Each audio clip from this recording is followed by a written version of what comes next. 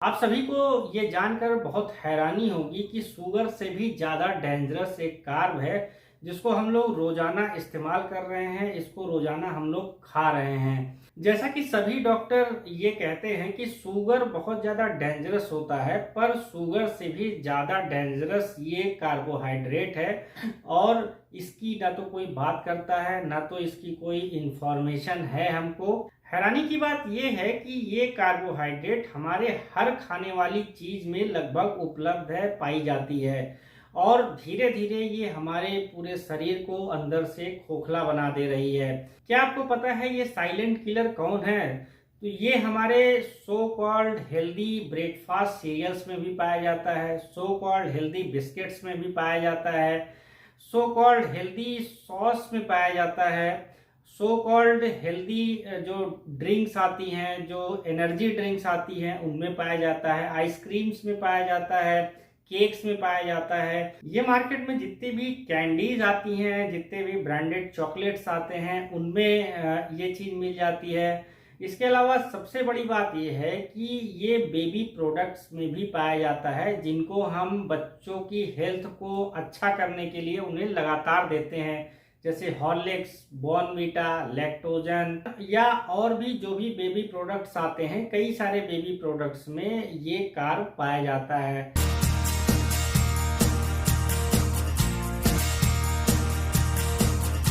ये hidden carb इतना ज़्यादा खतरनाक क्यों है? तो इसके पीछे सबसे बड़ा कारण ये है कि जो नॉर्मल शुगर जब आप कंज्यूम करते हो पर डे, तो जो भी आपका ब्लड शुगर एलिवेट होता है उससे 2 गुना आपका ब्लड शुगर एलिवेट होगा जब आप इस हिडन कार्ब का इस्तेमाल करते हैं। और इस हिडन कार्ब को बोला जाता है माल्टोडेक्स्ट्रिन। बड़ी बड़ी कंपनियां लोगों को चकमा देने के लिए इस माल्टोडेक्स्ट्रिन को बहुत ही हेल्दी साउंडेबल मार्केट नेम से दिखाती हैं। जैसे कई सारे ब्रांडेड आइटम जब आप उनके इंग्रेडिएंट देखोगे तो ये आपको टोटल कार्ब के नाम से मिल जाएगा, या आपको व्हीट कार्ब के नाम से लिखा मिल जाएगा, या आपको ये राइस स्टार्च के नाम से लिखा मिल जाएगा, या व्हीट स्टार्च के नाम से ये आपको लिखा मिल जाएगा। कुछ प्रोडक्ट ऐसे भी हैं जहां पर ये माल्टोडेक्स्ट्रिन नाम से भी आपको लिखा हुआ मिल जाएगा। अब ये इंग्रेडिएंट इतना ज़्यादा खतरनाक क्यों है? आप इसको इस तरह से समझिए कि जो नॉर्मल शुगर होती है उसको पॉइजन क्यों बोला जाता है? क्योंकि जब भी आप नॉर्मल शुगर कंज्यूम करते हो, जैसे ही नॉर्मल शुगर आपकी बॉडी में जाती है, आपका ब्लड शुगर लेवल अचानक से स्पाइक करता है, तेजी से ऊपर जाता है और उस चीज को फिर ब्लड शुगर लेवल को कंट्रोल करने के लिए बॉडी इंसुलिन रिलीज करती है। जब बॉडी इंसुलिन रिलीज करती है तो ये जो आपकी बॉडी होती है वो शुगर और शुगर के साथ में और जो न्यूट्रिएंट्स होते हैं उसको आपकी बॉडी में फैट के रूप में इकट्ठा करने लगती है। इसलिए शुगर डायरेक्टली रिलेट करता है आपके वेट गेन और ओबेसिटी से। शुगर में जीरो न्यूट्रिशन होता है, पर शुगर में एक प्रॉपर्टी पाई जाती है। जो भी व्यक्ति शुगर एक बार कंज्यूम करता है तो एडिक्शन प्रॉपर्टी शुगर में पाए जाने की वजह से व्यक्ति को फिर से शुगर कंज्यूम करने का मन होता है और बार बार शुगर कंज्यूम करने की वजह से फिर आपका वेट गेन होना शुरू होता है, आप ओबीज होना शुरू होते हो, आपका ब्लड प्रेशर, हाई कोलेस्ट्रॉल जैसी हजारों समस्याएं फिर आपको होना शुरू हो जाती हैं। जब आप नॉर्मल शुगर कंज्यूम करते हो तो आपका जितना ब्लड शुगर लेवल स्पाइक करता है, ठीक उसका 2 गुना ब्लड शुगर लेवल आपका स्पाइक करेगा जब आप माल्टोडेक्स्ट्रिन का इस्तेमाल करोगे। जहां पर नॉर्मल शुगर का ग्लाइसेमिक इंडेक्स 60 से लेके 65 के बीच होता है, वहीं पर इस माल्टोडेक्स्ट्रिन का ग्लाइसेमिक इंडेक्स 115 से लेके 120 के आसपास होता है, यानी जस्ट डबल। अब ये माल्टोडेक्स्ट्रिन शुगर से भी ज्यादा डेंजरस क्यों है? इसके पीछे एक बहुत ही ज्यादा इंटरेस्टिंग फैक्ट है। जो हमारी बॉडी होती है वो 70 ट्रिलियन सेल्स से मिलकर बनी होती है और इस 70 ट्रिलियन सेल्स में 30 ट्रिलियन सेल्स ऐसी होती हैं जो कि ह्यूमन सेल्स होती हैं। बाकी जो 40 ट्रिलियन सेल्स होती हैं वो बैक्टीरियल सेल्स होती हैं और ये बैक्टीरियल सेल्स हमारी बॉडी के इम्पॉर्टेंट प्रोसेसेस को चला रही होती हैं। एक तरह से ये समझिए कि जो हमारी बॉडी होती है वो एक बैक्टीरिया के लिए एक तरह का इकोसिस्टम है। बैक्टीरिया का नाम सुनकर बहुत ज़्यादा घबराने की ज़रूरत नहीं है। हमारे बॉडी में दो तरह के बैक्टीरिया पाए जाते हैं, पहला गुड बैक्टीरिया, दूसरा बैड बैक्टीरिया। और ये दोनों तरह के बैक्टीरिया वैसे तो हमारी पूरी बॉडी में पाए जाते हैं, लेकिन जो इनका सबसे ज़्यादा अमाउंट जहाँ पर पाया जाता है वो चीज़ होती है हमारा इंटेस्टाइन और हमारा स्टमक। यहाँ तक कि ये बैक्टीरिया डायरेक्ट रिलेट करते हैं कि हम कितना ज़्यादा जिएंगे या कितनी जल्दी मरेंगे। बॉडी के हर एक फंक्शनिंग को, जैसे blood sugar, cholesterol, high BP, ये जितने भी तरह के प्रोसेसेस हमारी बॉडी में होते हैं, लगभग हर एक चीज को ये बैक्टीरिया इफेक्ट करते हैं। इसलिए बहुत ज्यादा इम्पोर्टेंट होता है कि हमारी बॉडी में बैड बैक्टीरिया और गुड बैक्टीरिया का जो रेशियो है वो हमेशा एक तरह से बना रहे। अगर किसी कारणवश से हमारी बॉडी में बैड बैक्टीरिया की संख्या ज़्यादा हो जाती है तो फिर हमें कई तरह की समस्याओं का सामना करना पड़ सकता है। जैसे अगर बैड बैक्टीरिया ज़्यादा हो गए तो हमें जो है पेट से संबंधित कई सारी बीमारियां हो जाएंगी, हाई कोलेस्ट्रॉल की प्रॉब्लम हो सकती है, हाई बीपी की प्रॉब्लम हो सकती है, ओबेसिटी की प्रॉब्लम हो सकती है, या बहुत तरह की प्रॉब्लम जो है बैड बैक्टीरिया के बढ़ने से हो सकती है। आप एक तरह से समझिए कि जब भी आपको कभी बैक्टीरियल इन्फेक्शन होता है जिसकी वजह से आपको बुखार आता है, और बुखार आने के बाद फिर जब आप डॉक्टर के पास जाते हो तो डॉक्टर आपको फीवर की दवा के साथ में एंटीबायोटिक्स भी लिख देता है। तो ये एंटीबायोटिक्स जो होती हैं ये बैड बैक्टीरिया को तो किल करती ही हैं, साथ में जो आपके गुड बैक्टीरिया होते हैं उसको भी किल करने लगती हैं, जिसकी वजह से फिर आपको फीवर में तो आराम होने लगता है, लेकिन उसके साथ में आपका पेट गड़बड़ जैसी कई तरह की समस्याएं होने लगती हैं।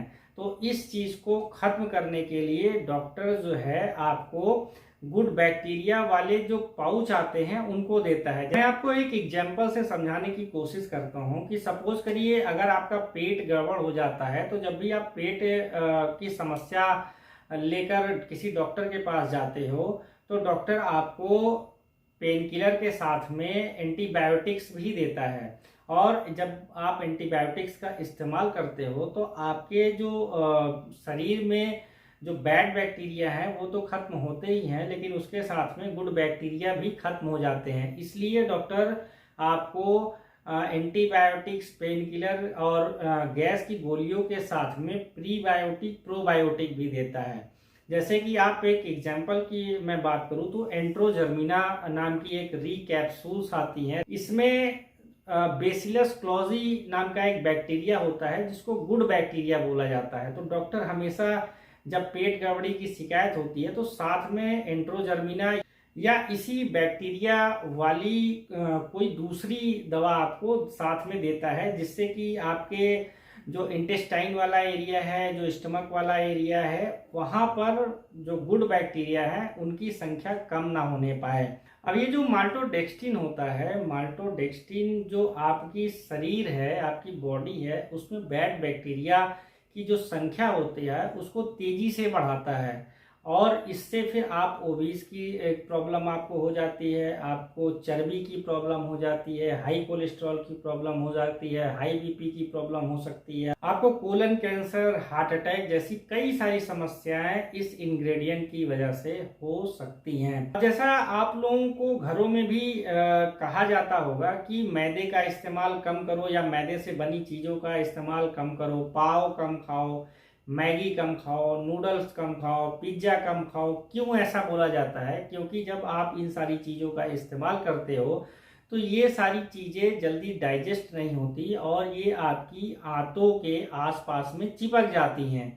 ठीक वैसा ही काम जो है माल्टोडेक्स्ट्रिन करता है। जब भी आप इसको कंज्यूम करते हो तो ये आपके आंतों के आसपास में चिपक जाता है, और फिर यहाँ जो बैड बैक्टीरिया होते हैं, इन्हीं चिपके हुए जो माल्टोडेक्स्ट्रिन होता है उसमें कॉलोनियां बनाना शुरू कर देते हैं और अपनी संख्या तेजी से बढ़ाना शुरू कर देते हैं।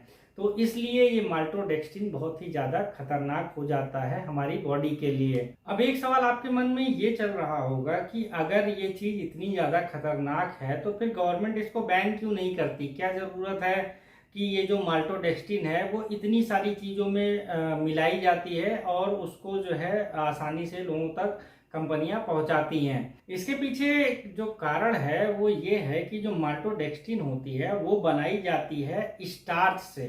स्टार्च किन किन सारी चीज़ों में बहुत ज़्यादा पाया जाता है, तो आलू में सबसे ज़्यादा स्टार्च पाया जाता है, इसके अलावा गेहूं में, कॉर्न में या फिर चावल में बहुत सारा स्टार्च पाया जाता है। तो इसी स्टार्च को प्रोसेस्ड किया जाता है, या तो एंजाइमेटिक एक्टिविटी के थ्रू प्रोसेस किया जाता है या एसिडिक एक्टिविटी के थ्रू प्रोसेस्ड किया जाता है। तो ये बहुत ही ज़्यादा इंटेंसिव प्रोसेसिंग होती है, और आप जब पूरी प्रोसेसिंग हो जाती है और उसके बाद जो फाइनल प्रोडक्ट निकल के आता है वो होता है माल्टोडेक्स्ट्रिन।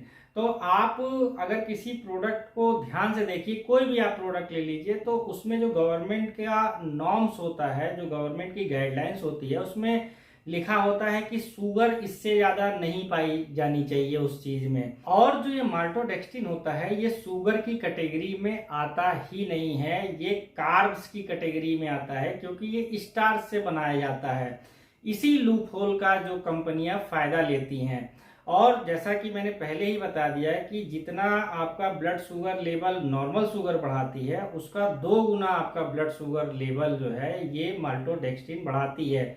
लेकिन केवल इस लूप होल की वजह से, क्योंकि ये शुगर नहीं है बल्कि ये कार्बोहाइड्रेट है, कंपनियां इसको जो है बनाती हैं और लगभग हर एक प्रोडक्ट में डालती हैं। अब ये कंपनियां इसको बनाती क्यों हैं और क्यों सारे प्रोडक्ट्स में इसको डालती हैं, तो उसके पीछे कई सारे कारण होते हैं। पहला तो माल्टोडेक्स्ट्रिन जो है वो सस्ता होता है, दूसरा ये आसानी से मिल जाता है, तीसरा जो है FDA भी माल्टोडेक्स्ट्रिन को सेफ बोलता है, क्योंकि ये शुगर की कैटेगरी में नहीं आता बल्कि ये कार्बोहाइड्रेट की कैटेगरी में आता है। माल्टोडेक्स्ट्रिन को जिस भी प्रोडक्ट में डाल दिया जाता है तो ये प्रोडक्ट के वॉल्यूम को बढ़ा देती है, यानी कि ये फिलर या थिकर की तरह काम करती है। माल्टोडेक्स्ट्रिन को जब भी किसी प्रोडक्ट में मिला दिया जाता है तो फिर ये प्रिजर्वेटिव की तरह काम करता है और प्रोडक्ट की जो सेल्फ लाइफ है वो बढ़ जाती है।